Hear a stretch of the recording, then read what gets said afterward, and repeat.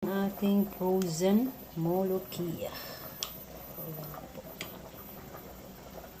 Mas mabilis siya pag frozen kaysa bili ka ng fresh.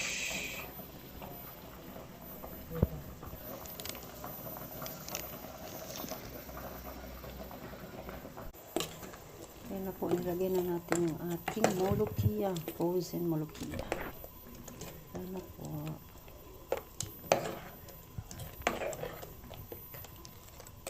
Mix lang natin hanggang maluto yung molokia. Mga 30 minutes lang naman to luto na. Kasi na-defrost ko na yung molokia eh. Kaya mabilis lang siyang lutuin. Yan po. At ready na yung ating garlic. Yan yung fried garlic natin. Ilalagay natin dito sa ating molokia mamaya. Diba?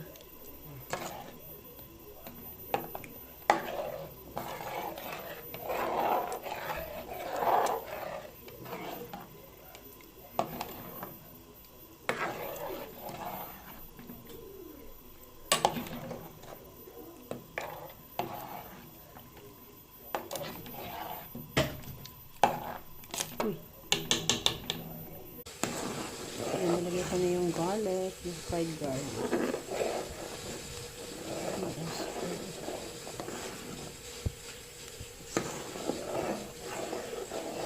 Yan po. Nakalagay na yung fried garlic.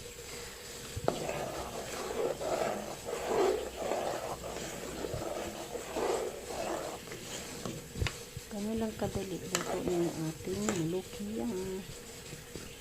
Ready na yung ating molokia. Ganun lang siya kadali maluto.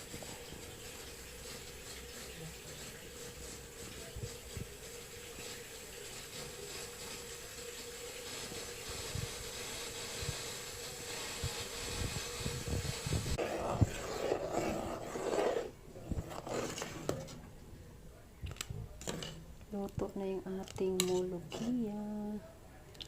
Ready to serve now.